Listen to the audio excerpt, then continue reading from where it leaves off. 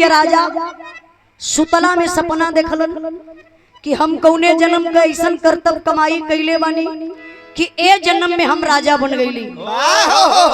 नींद टूटल, उठ के चारपाई पर बैठलन, सुबेर भयल। सुबेर का बाबू पूरे अपने क्षेत्र में, पूरे नगर में निमंत्रण भेजवा देलन। निमंत्रण भेजवा के बड़े बड़े विद्वानन के विक्रमादित्य राजा अपने दरबार में बुला लेलन। अब दरबार में बुलाए के यह सवाल कैलन कि रे मेरे नगरवासियों, मेरा एक सवाल है। मैं पहले जन्म का कौन ऐसा कर्तव्य कमाई किया हूँ जो इस जन्म में मैं राजा बन गया। जितना लोग दरबार में बैठल ना सब लोग उठ के चल गए, पूरा दरबार में खाली हो गया। एक बड़ा विद्वान बुजुर्ग आदमी वही दरबार में बैठल हुआ। विक्रमादित्य राजा देखलन, उठ के सिंहासन से खड़ा हो गए, हाथ जोड़ लेना कि सरकार की जय हो। दरबार तो पूरा खाली हो गया हमारा सवाल से। का आप बतैबा कि हम पहले जन्म का कौन ऐसा कर्तव्य कमाई कैले बानी ये जन्म में राजा हो गई। तो वो जो बुजुर्ग आदमी था बाबू उठकर खड़ा हुआ, कहला साहब हम तो बताइब ना, एक उपाय बताइब। यहाँ से चल जा कृष्णवन जंगल में, एक साधु मिली है, सवाल करवा जवाब मिल जाई। विक्रमादित्य राजा घोड़ा पर सवार भइलन, पहुंच गइलन कृष्णवन जंगल में। और जब कृष्णवन जंगल में गइलन तो इस जंगलवा में से साधु जी अवत रहलन। विक्रमादित्य राजा सवाल कैलन साधु बाबा से, कले बाबा एक बात बताई, हम पहले जन्म का कौन ऐसा कर्तव्य कमाई कैले बानी कि जन्म में राजा हो गई। तब विक्रमादित्य राजा के साधु बाबा बतौलन कलन कि यहाँ से चल जा तू छत्तीसगढ़ में, राजा के घरे एगो लड़का पैदा भइल बा, मर गइल बा, वही से सवाल करवा जवाब मिल जाई। विक्रमादित्य राजा घोड़ा अपन घुमौलन चल रहा छत्तीसगढ़ में। और जब छत्तीसगढ़ में गइलन तब का भैर मास्टर साहब, अरे छत्तीसगढ़ जाए जाबा देख राजा ज्ञानिया, अरे छत्तीसगढ़ जाए जाबा देख राजा ज्ञानिया, लसिया धैला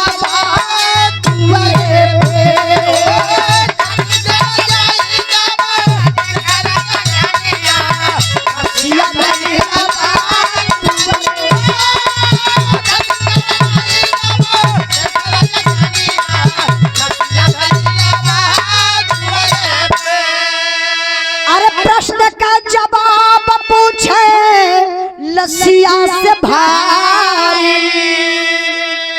आई है आवाज जाओ,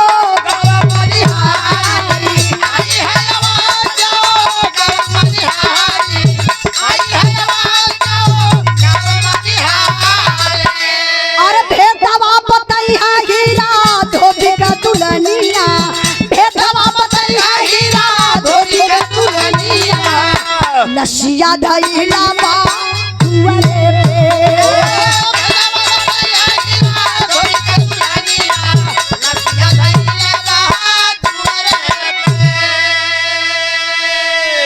ध्यान दई बाबू। विक्रमादित्य राजा पहुंच गए छत्तीसगढ़ में।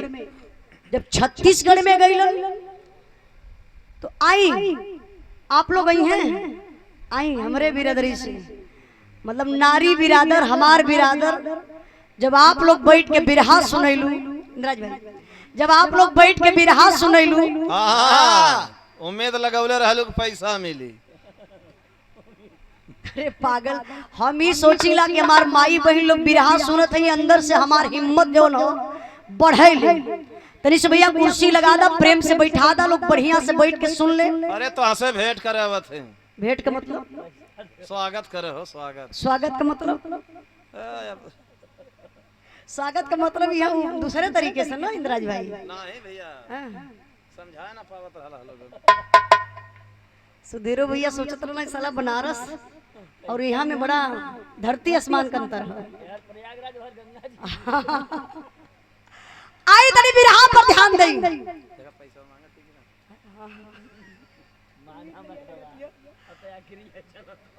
विक्रमादित्य राजा जब पहुंचला छत्तीसगढ़ में तो राजा के दुआरे बड़ा भीड़ बा। राजा के घरे एगो लड़का पैदा भयल बा, उ मर गल रहल। पैदा भयल तुरंते मर गल। उ लड़का का लाश रखल बा, भीड़ ऐसे दुआरे लगल बा। विक्रमादित्य राजा जाय के वही अपन घोड़ा भीड़िए में खड़ा कर दल। कहले आप लोग हट जाइए, हट जाइए, हट जाइए। इसी लाश से मेरा एक सवाल है। पूरी भीड़ लगल विक्रमादित्य राजा के निहारे। लोग कहो देखे में कहीं का राजा लगत पगलाए गल का। अरे लाश कबो बोलल बा कि लसिया बोली। लेकिन विक्रमादित्य राजा वो लाश से सवाल कैलन। और सही बात बा कि लाश कभी बोलत नहीं, लेकिन आकाशवाणी हुई, एक आवाज आई। जब विक्रमादित्य राजा वो लाश से सवाल कैलन कि पहले जन्म को कौन ऐसा कर्तव्य कमाई कैले बानी, ए जन्म में राजा बन गईली, तो आकाशवाणी यही हुई कि हम तो ना बताई, आप यहाँ से चल जा। मनिहारी गांव में एक हीरा नाम को धोबी हमें, उनकर दुल्हन मतलब धोबिनिया वही धोबी घाट पर कपड़ा धोवत मिली। सवाल करवा जवाब मिल जाई। विक्रमादित्य राजा लाश वही छोड़लन, अब घोड़ा पर बैठलन, तुरंत ही निकल गईलन कहाँ, मनिहारी गांव में। वही धोबी घाट पर गईले, देखत हुआ धोबिनिया कपड़ा धोवत बा। तबले विक्रमादित्य राजा पिछवे से ललकार दिहल। विक्रमादित्य राजा पहुंच गईलन, कहाँ पहुंच गईलन, मनिहारी गांव में धोबी घाट पर। वही धोबिनिया कपड़ा धोवत बा। विक्रमादित्य राजा जाके सवाल कैलन। सवाल करे धोबी हमके बता दा, हम पहले जन्म का कौन ऐसा कर्तव्य कमाई कैले बानी कि ए जन्म में राजा बन गईली। धोबिनिया मुस्कियाए लगल, कल अरे सरकार इस सवाल कब से लेके घूमत हुआ। वही धोबी घाट पर कपड़ा पुरान जवन पुरान रहल, नया रहल, जवन धोवे बदे रखले रहल, जवन कपड़ा लस्ता रहल, कुल वही धोबी घाट पर धोबिनिया बिछा दलस। अब बिछाए के कहला सरकार बैठा सुना हमार बात। धोबिनिया बतावत बका बतौलस।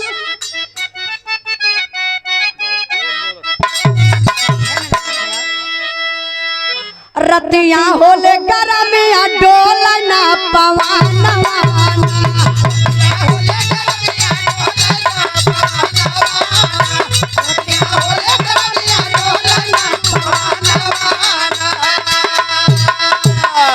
मारे गरमी के मारे सैया सुतल है दुआरे।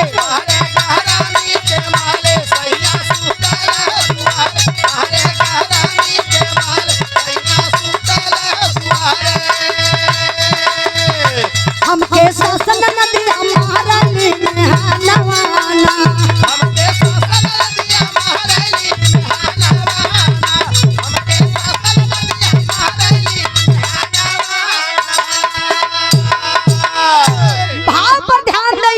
विक्रमादित्य राजा से उ धोबी कहलस। का कहलस, धोबी घाट पे बोले राजा से धोबी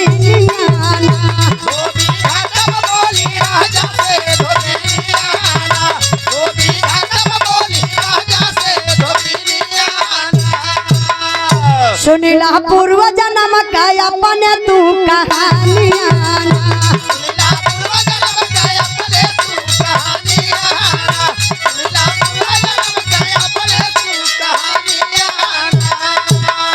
सुनिला पूर्व जन्म का हाल, रहला तू मुसहर कला।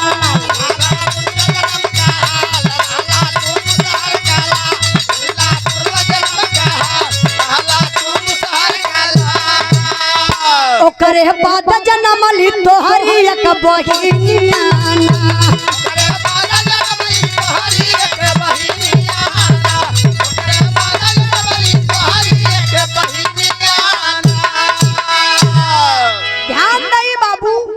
धोबिनिया कलस अरे सरकार इहे सवाल बा कि पहले जन्म का कौन ऐसा कर्तव्य कमाई कैला। धोबिनिया वही बिछा दलस, पुरान नया कपड़ा लस्ता कलस। सरकार बैठा इहे न जानल जात हो कि पहले जन्म का कौन ऐसन करतब कमाई कैले बड़ा कि ये जन्म में राजा बन गईला। राजा कला हाँ हम इहे जानल जात बनी। धोबिनिया कला करे पहले वाला जन्म तोहर मुसहर कर रहल। तुम मुसहर का लइका रला। तोहर माई तोहर बाबू एक ठे भाई एक छोट बहिन रहल। इहे तोहार भरल पूरल परिवार रहल। तो विक्रमादित्य राजा कलई हमार परिवार रहल। धोबिनिया कलश हाँ तोहार माई बाबू भाई बहिन और तू ही तोहार परिवार रहल। एक बात बताओ बनी, एक बार का बात बा। कौन बात बा? तू राजा कैसे भइला? देखा धोबिनिया बड़ी ऊंची बात बतावत बा, आप लोग ध्यान दी हैं। कभी कभार आप लोग भी सोचेला जब आदमी के दुख पड़ेला ना तो आदमी ये कहला कि अरे यार कौने जन्म के बिगड़ले हिला कि दुख होवे झेलत हिला। आदमी सुख में रहेला तो लोग कहला अरे भैया फलनवा पहले जन्म के बनौले न हो तब ने ये समय सुख भोगत बा। तो पहले जन्म का कुछ बढ़िया करतब कमाई कैले हुआ तो ये जन्म में तो के बढ़िया मिली। हमारे प्रमुख भैया हम 4-5 गो स्कूल चलत बा, भट्ठा चलत बा, वर्तमान प्रमुख एकरे पहले भी प्रमुख रहलन। माई प्रमुख रहली काहे कौनो जन्म का माता जी आपो कुछ अच्छा करतब कमाई कैले हो कि आपो प्रमुख रहलू। अब वर्तमान में प्रमुखी घर में बा। ए बिरहा से आप लोग जोड़ल जाई अपने अपने नसीब तकदीर के कि आप कौने जन्म का कैले हुआ। कम से कम ये जन्म तो सुधारला। ये हमार बिरहा स्पष्ट आप लोगों के बताए दे। धोबिनिया कलश की एक बार का बात बा राजा साहब कौन बात बा यही जगह तर्ज लगल हो। लेकिन बिरहा में भाव बा। धोबिनिया विक्रमादित्य राजा से बतौलस का और भोग सन सारा अपने और भोग सन सारा अपने करम का गतिया बतिया चूकी गई बतिया चूकी गई हाथी भइल की समतिया बतिया चूकी गई।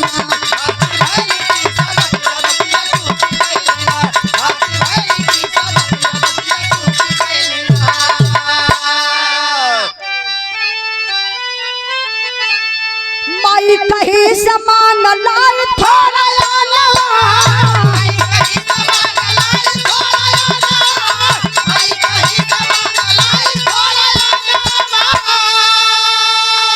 रोटिया बना के धैली सब के समानवा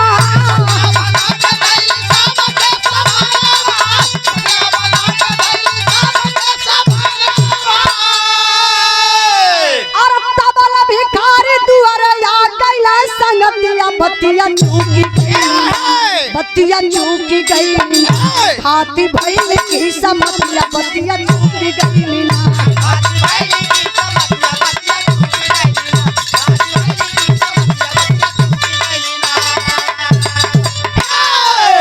धोबिनिया कला सरकार तू तो अपने जन्म का बात न पूछत हुआ कि तू राजा कैसे भइला। हम तोहरे पूरे परिवार का बात बताई। अब राजा सोचे लगल कि अरे हम अपने जन्म का बात पूछत हईला और धोबिनिया हमारे पूरे परिवार का बायोडाटा लेके बैठल बा। धोबिनिया कला हाँ सरकार सुना एकरे पहला वाला जन्म कला सरकार करे पहला वाला जन्म बतौली तो के ना कि तू मुसहर का लइका रला माई बाबू। लेकिन एक बार का बात बस सूखा पड़ गया तबाही मच गई लोग भूखन प्यासन मरे लगलन। तो हर माई कहीं बड़ा दूर गईली थोड़ा से अनाज लेके अली पीस के पोई के रोटी बनौली उहे रोटिया तोहरे परिवार का लोग खाए बैठला। ये तने में तो तोहरे पूरे परिवार का किस्मतिये बदल गई। किस्मत बदलल कैसे मास्टर साहब?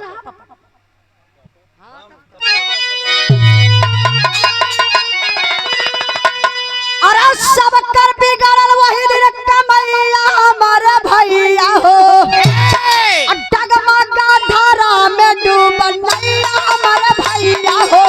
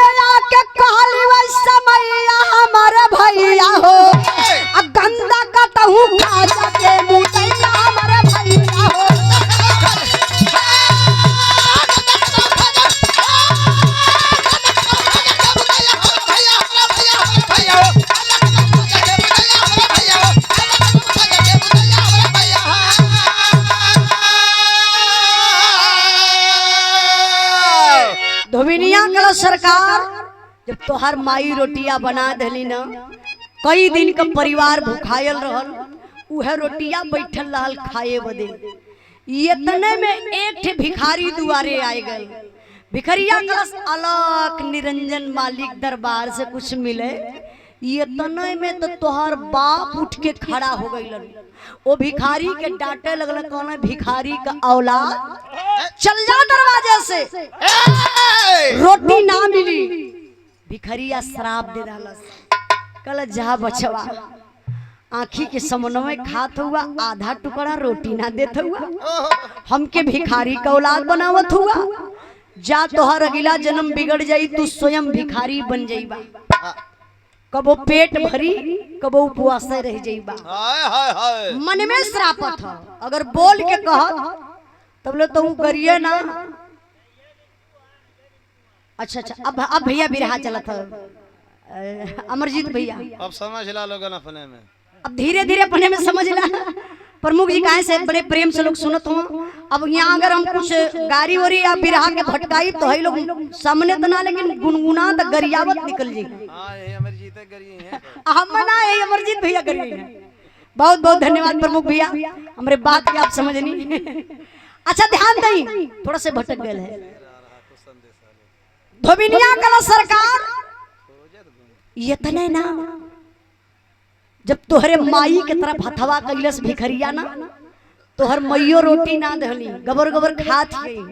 कहली अरे कुत्ता के औलाद, जाए के दूसरे के दरवाजा पर रोटी मांग के खा ले, हमरे दरवाजे पर रोटी ना मिली। भिखरिया मनवे में श्राप धलस, गलत जा जा मतारी लगबू, इतना तेज भूख लगत बस समन्वय खात क्यों, और रोटी मंगला पर कुत्ता का औलाद बनावत हो।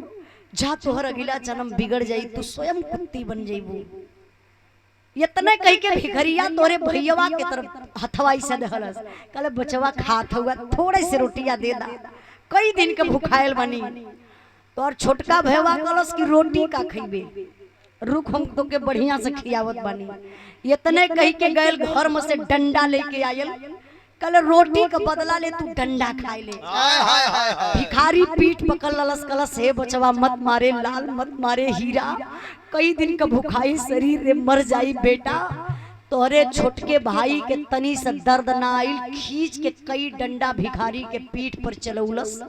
भिखरिया तिरमिछाई के जमीन पर गिर गए, मूर्छित हो गए। जब तनी से होश में आयल, उठ के बैठल तो मनवे में श्राप दे दल, जा बचवा, सामाजिक इंसान होई के समाज के ज्ञान ना सिखला, रोटी के बदले हम तू डंडा मारत हुआ। जा तोहर अगला जन्म बिगड़ जाई, ए दुनिया के रीत रिवाज के बुझ ना पैबा, समझ ना पैबा, माई के गर्भ से निकलबा नरक में चल जाइबा, दुनिया कबो देखी ना पैबा। इतने शराब के फिर हथवा बढ़ौलस, भूख लगल लाल भिखारी के, तोहरे छोटकी बहिनिया के तरफ।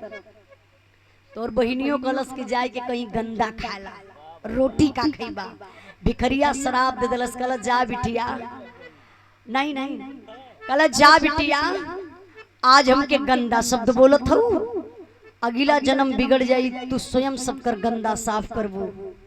अरे बाप रे बप्पा, जब इतनी बात विक्रमादित्य राजा सुनलन, आंख से झरझर झरझर आंसू चलत हो। राजा कहले कि दर्द बहुत अपार होत बा। धोबिनिया कलश से तने ना, तनी और बतिया सुना, सबकर नसीब तो बिगड़ल, सबकर जन्म तो बदलल, लेकिन तोहसे लोग मिलल भी रहलन। अब राजा चौंक गइलन और इत्मीनान से बैठ गइलन, कहला हमसे हमार परिवार मिलल रहल। धोबिनिया कलश हाँ, यही जन्मवा में तो से लोग मिलल रहल। राजा कहला हमसे मिलल हमार परिवार, हम जान ना पौली। धोबिनिया कलश 1 मिनट और टाइम दा तो बताए दे। अब राजा एकदम और इत्मीनान से बैठ गया, कहला 1 मिनट ना 1 घंटा तो के दे थैला, अब हमके बतावा कि हमार परिवार कहाँ मिलल, कैसे मिलल। तब धोबिन बतावत बा, बिरहा में 4 लाइन बड़ा इंपॉर्टेंट भाव बा, ए लाइन की आप लोग सुन ली है ना। बात बा, दान किए से नहीं धनवा घटेला रे भैया, लेकिन अधर्मवा से घट जाला ईमान। एक बात आप लोग ध्यान से सुनल जाइए। पाप करने वाला ही पापी नहीं होता है, पाप को देखने वाला, पाप को सुनने वाला और किसी के बारे में गलत बात करने वाला वो भी पापी हो जाता है। लोग कहला रेप शरीरिये से ना बा, रेप निगाह से भी होला। केहू के बहन बिटिया के ऊपर अगर गलत निगाह से देख लाला तो आधा पाप का भागीदारी हो गईला। केहू के बारे में अगर गलत सोच लला कि फलनवा मर जात तो ठीक हो, तो फलनवा तो ना मरी लेकिन आधा पाप तू अपने आगे बटोर ले बा। तब धोबी बतौलस कला सुना, भिखारी के श्राप से तोहार बाप साधु बन गईलन। तोहसे मिलले कहाँ? जब अपने दरबार से गईला कृष्ण वन में, जब जंगलवा में जात रहला तो तोके के साधु मिलल न का याद बा का? राजा 1 मिनट के टाइम मंगले से ध्यान लगोला कलो। हाँ हाँ हाँ साधु बाबा मिलली लेकिन सवाल ना मिलल। धोबिनिया कलश केहू दूसर ना। बस अब यार भी समापन होने वाला बा। बहुत बहुत धन्यवाद। अच्छा लगल प्रमुख जी आपसे मिलके।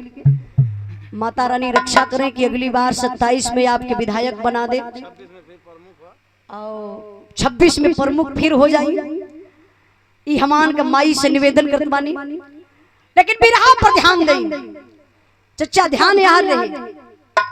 धोबिनिया कलश जब वो कृष्णपन जंगल से आगे गईला, जो साधु बाबा मिलने केहू देवसर नहीं रहल, वो तोहरे पिताजी रहलन। आ जब आगे गईला तो रास्ते में काली कुत्ती मिलल जौने के लात से मरला। तब बतावत धोबिनिया का बतौलस?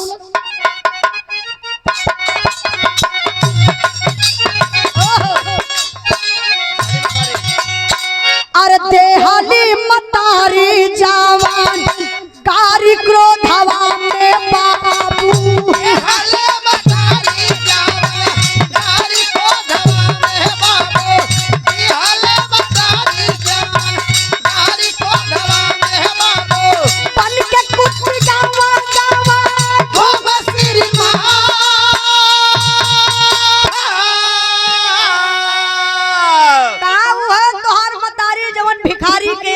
रोटी ना दहली। कलीजा कुत्ता के औलाद दूसरे के दुआरे पर रोटी मांग के खायला। भिखरिया शराब दे दलस, जा बिटिया अगला जन्म बिगड़ जाई, तू स्वयं कुत्ती बन जाइबू। आज तोहर माई वो भिखारी के श्राप से जन्म में कुत्ती बन गई। काली कुत्ती मिलल, लाश से मरला। ई ना जानला कि के बा, लेकिन वो तोहर मतारी रहल। अरे बाप रे बप्पा, राजा का लगे कि कलेजा फट के बहरे आ जाई। धोबिनिया कला से तने ना तनी और अगवा का बतिया सुना का बतौलस? अरे छोटका भैया मरले रहला अमन जंगवा से बाबू, भैया मरले रहला जावन जंगवा से बाबू, छोटका भैया मरले रहला जावन जंगवा से बाबू। ओ के लड़का हो गयो अरे रोज पैदा होला, रोजा मारना गरी में बाबू, रोज पैदा होला रोजा मारना गरी में बाबू, रोज पैदा होला रोजा मारना गरी में बाबू। आदम का बाती सुना हो तेरी मां।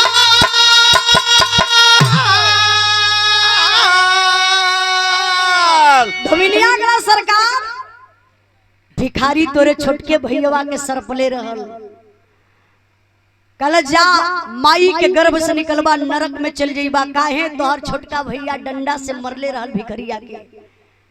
तो से मिलल तोहार छोटका भाई कहाँ? जो छत्तीसगढ़ में गईला, जो राजा के घरे एगो लाश रहल बचवा के, केहू दूसरे का लाश नहीं, तोरे छोटके भैया का लाश रहल।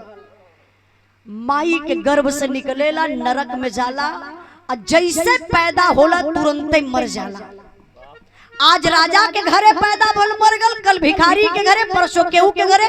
मतलब रोज का ओकर प्रक्रिया बा, पैदा होला मर जाला।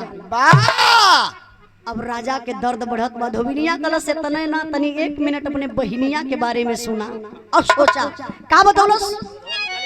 अरे क्रोधवा में कहली गंदा खाया दुनिया में भैया,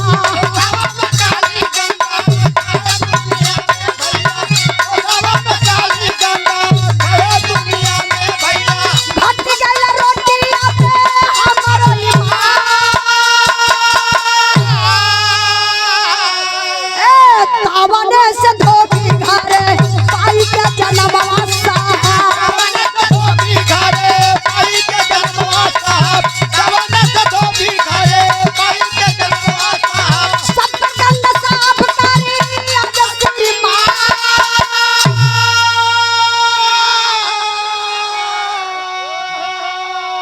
धोबिनिया का सरकार सुना, हमके पहचानत हुआ, हमके हिला। राजा मुड़ी हिलो ना। धोबिनिया कला हम तो हर छोट बहिन हिला। राजा नीचे से ऊपर देखा लगल कि अरे हमके तो ये पता बा कि एक धोबिन बा, हम धोबिन से सवाल करतला, हमके जवाब मिलत बा, लेकिन धोबिनिया हमार बहिन बतावत बा। राजा सवाल कैले, फिर कहना मतलब कैसे तू हमार बहिन? धोबिनिया कलस भैया, अब देखा भैया कहत बा। अब ले राजा साहब कहला भैया जब वो भिखरिया दुआरे आयल तो हमरे तरफ जब रोटिया का इशारा कैलस, हथवा फैलौलस, तो हमहू रोटिया देहली नहीं। काली रोटी का खैबा जाए के कहीं से गंदा खाला। भिखारी दुआरे थूक देलस, कहला जा बिटिया एक टुकड़ा रोटी ना दे के गंदा शब्द बोलत हो, हम गंदा खाई ले इंसान होई के, जा तोहर अगला जन्म बिगड़ जाई, तू स्वयं सबकर गंदा साफ करबू। आज भैया हम धोबी के घरे जन्म पौली, क्यों भाई देखी धोबी हुई तो क्षमा चाहब उसे, काहे आज हम धोबी के घरे जन्म पौली, आज सबकर गंदा, सबकर गंदा का मतलब कपड़ा, कहा आज सबकर हमके कपड़ा धोवे के पड़त बा। अब राजा के आंख से आंसू चलत बा। परिवार हमारे यही समाज में, लेकिन सबकर जन्म बदल गया। बाबू हमार भिखारी हो गई, साधु हो गई, माई हमार कुत्ती बन गई, छोटका भाई रोज पैदा होला रोज मर जाला, बहिन धोबिन हो गई, लेकिन हम राजा कैसे भइली? तब धोबिनिया कहलस, का कहलस मास्टर साहब? अरे स्वागत में हिमाल का लाला बचटिया, राजा होई गईला बिरनवा खिला के रोटिया।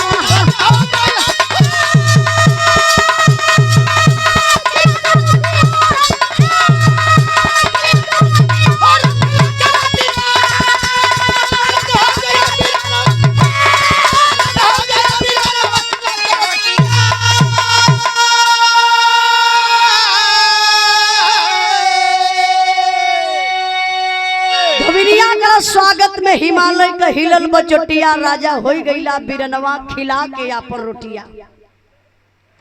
कहला कि आपन आपन सब आपन वाली कैलस, एक टुकड़ा भिखारी के रोटी ना देहलस। लेकिन भैया तू समझला कि जैसन आपन भूख वैसे भिखारी का बा। आधा टुकड़ा रोटिया खैले रहला, आधा चल रहल, आधा टुकड़ा रोटी छुपा लला, परिवार से ले जाए को भिखारी के खिया देहला। जैसे ही भिखरिया रोटिया खैलस, ओकरे आंख से चारों दिशा दिखाए लगल। देखा आदमी अगर भूखायल रहेला तो लोग ना कहला कि एकदम अनहरिया छौले हो, तनी कुछ लिया के खिया देता तो हमरे आंखी से लौका जाए। आदमी कमजोर बा चाहे भूखायल बा, अब भिखारी के चारों दिशा दिखायल, दिल से भिखारी के एक आवाज आयल कि जा बेटा तू राजा हो जा। लगल कि भैया वही दिने तू धरती आसमान जीत गईला, ओ भिखारी के आशीर्वाद से तू ये जन्म में राजा हो गईला।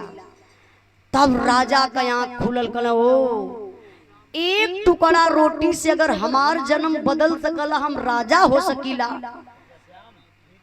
अब पूरे परिवार का जन्म बदल सकेला। लोगन के श्याम ईट उद्योग, अमरे लालू भैया के पिताजी ना बाबूजी की तरफ से ये 200 रुपए का पुरस्कार, बहुत बहुत आपके चरणों में प्रणाम। भट्ठा में आग लगल है कि ना लगल है? माता रानी करे कि आपके भट्ठा में हमेशा आग लगल रहे। चिमनी भाग भाग भाग भाग धुआं फेंक है, तू अपन बचाया उनका भाग भाग तू ही आई तनी बिरहा का आखिरी भाव समझी बाबू। राजा कलन की एक टुकड़ा रोटी से हमार जन्म बदल सकल, हम राजा हो सकीला। पुनः फिर से अपने दरबार में लोगन के निमंत्रण भेजवा के अपने दरवाजे पर बुला के सबके भोजन करवा के तीर्थ धाम करौलन। बाबू आप लोगन के हम बताई अपने बिरहा के माध्यम से कि मानव तन मिला है तो बड़े भाग्य से मिला है। पहले ही हम बतौले रही कि मनुष्य तन क्यों मिला, हम बताएंगे आप लोगों से।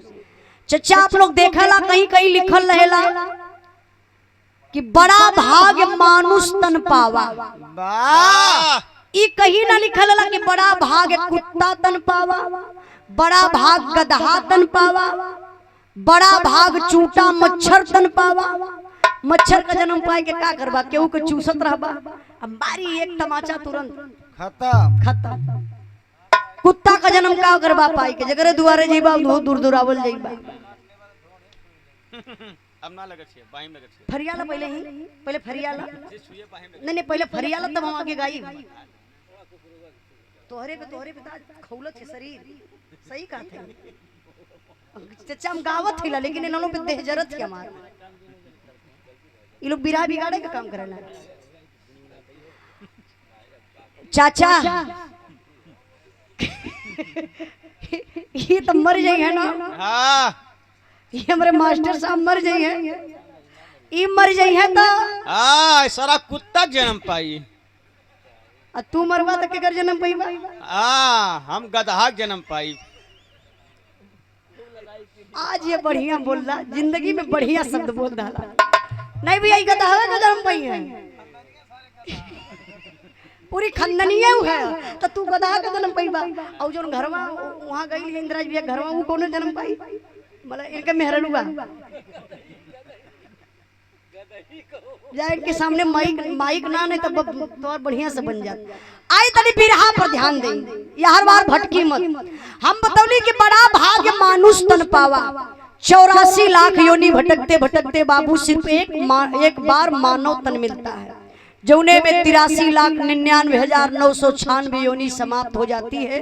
सिर्फ बचती है 4 योनि, वो भी सतगुरु के शरण में जाने के बाद वो भी योनि समाप्त हो जाती है। इंसान को बार बार आवागमन से मुक्ति मिल जाती है। अगर मुक्ति चाहत हुआ तो गुरु के शरण में जा। मानव जन्म मिलल बात, नेक काम करा, उपकार करा, भक्ति भजन करा, एक दूसरे के भलाई करा। अजय भाई ऐसा ना करी, ओकर तो बार बार जन्म होई, यही बार बार आई दुनिया में।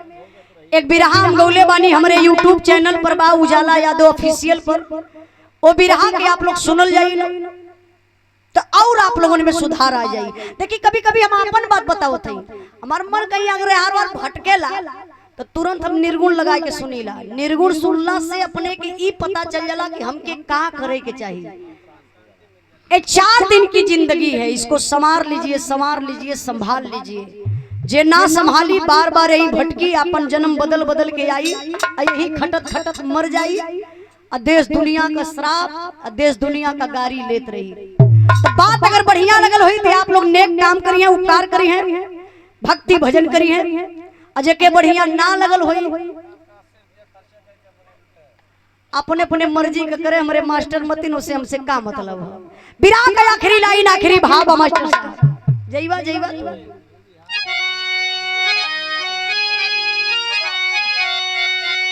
गुरु बिहारी, गुरु गणेश, गुरु रामलाल, गुरु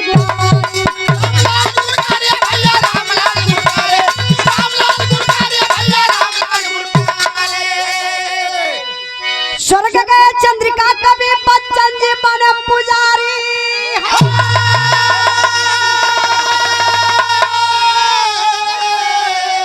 अरे मैं खाने में तबाही आ गई, उजाला कवि नरेश का रक्षक मैहर माई। मैं खाने में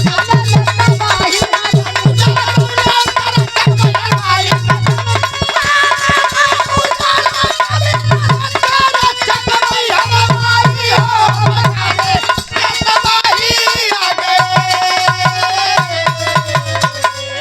बहुत बहुत धन्यवाद। कुछ गावे बजावे में गलती भइल हुई तो क्षमा चाहब आप लोगों से।